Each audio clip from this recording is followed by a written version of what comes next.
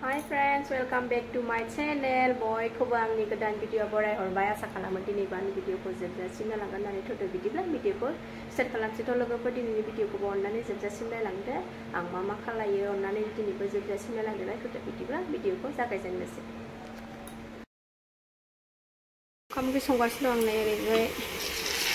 अमा एवदों ओमफ्राय ओरैजाय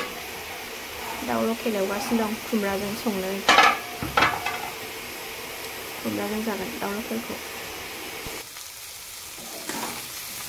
बिराद मोजां एवखाबाय आं खुमब्राखौ एबार खुमब्राखौ लायनो बिराद मोजां एवखाबाय आं नै दाउखौ एबार खुमब्रा होसनसै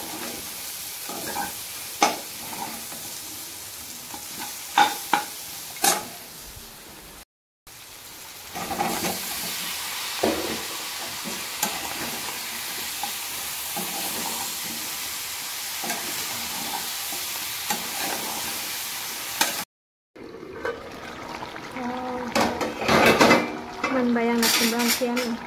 जा टेस्टि जाखाबाय